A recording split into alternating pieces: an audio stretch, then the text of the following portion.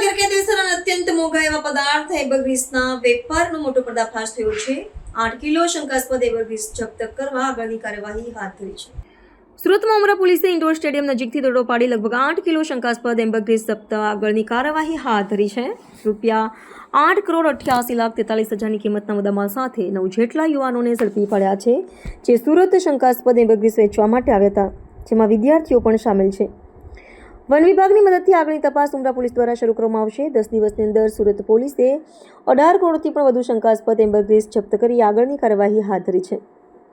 ઉમરા પોલીસને ચોક્કસ બાતમી મળી હતી કે પોલીસ ટીમે સુરત ઇન્ડોર સ્ટેડિયમ પાસે આવેલ ધવલગીરી એપાર્ટમેન્ટની ગલીના નાકે ચેકિંગ હાથ ધર્યું હતું। તપાસ દરમિયાન આરોપીઓના કબજામાં રહેલી 2 4-વ્હીલર ગાડીઓમાંથી શંકાસ્પદ પદાર્થ મળી આવ્યું હતું। તેનું વજન કરતાં તે 8.776 કિલોગ્રામ હતું। પોલીસે તેની કિંમત 1 કિલોગ્રામના રૂપિયા 1 કરોડ ગણીને આ શંકાસ્પદ એવરગ્રીસની કુલ આશરે કિંમત રૂપિયા 8,77,30,000 આંકી છે।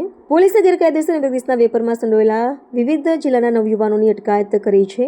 ભરૂચ અને આસપાસના વિસ્તારના યુવાનોમાં મિહિર સુરેશભાઈ સોલંકી, કેયુર હરીશભાઈ વસાવા, રોનક રાજેશ ખન્ના પરમાર, અનિમેશભાઈ વસાવડા અને અર્પિત ગણપત ગોહિલનો સમાવેશ થાય છે। આટલી મોટી રકમનો શંકાસ્પદ પદાર્થ પકડાયો હોવા છતાં ઉમરા પોલીસ હજુ સુધી સત્તાવાર રીતે આ વાતની પુષ્ટિ કરવા તૈયાર નથી કે જપ્ત કરાયેલ પદાર્થ ખરેખર વેલ માછલી ઉल्टी एवरग्रीस જ છે। कल उमरा पुलिस स्टेशन विस्तार में आते हुए सूरत इंडोर स्टेडियम के पास धवलगिरी अपार्टमेंट के नाके पर एक शंकास्पद गाड़ी में कोई शंकास्पद सामान बेचने की माहिती उमरा पुलिस स्टेशन स्टाफ को मिली। वहां जाकर तुरंत चेक करते हुए ऐसा पाया गया कि वेल मछली की उल्टी, जिसको कि एवरग्रीस कहा जाता है, वो शायद उनके पास वहां पर है और भारतीय नागरिक सुरक्षा संहिता 106 के अंदर इनको कब्जे करते हुए 8.773 किलोग्राम वेल मछली जैसा सब्सटेंस कब्जे किया गया। साथ ही साथ 2 गाड़ियां और 9 मोबाइल फोन भी कब्जे किए गए और 9 के 9 आरोपियों को डिटेन करके इन सब मुद्दामाल के साथ फॉरेस्ट डिपार्टमेंट को कल शाम में हैंड ओवर कर दिया गया है और आगे की कार्रवाई अभी चालू है।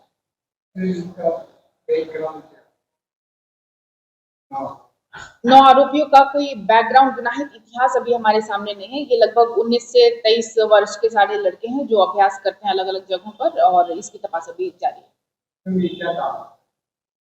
ये वेल मछली की उल्टी, जिसको एवरग्रीस कहते हैं, ये पहले शुरुआत में से दुर्गंध जैसी आती है, पर धीरे धीरे ये सुगंधित होता जाता है और इसका परफ्यूम इंडस्ट्री में यूज होता है और साथ ही साथ मेडिसिनल इंडस्ट्री में भी कुछ यूसेज हैं और इसकी इंटरनेशनल मार्केट में वैल्यू 1 किलो की लगभग 1 करोड़ जैसी है, जिसकी वजह से इसका ब्लैक मार्केटिंग होने के ज्यादा चांसेस हैं।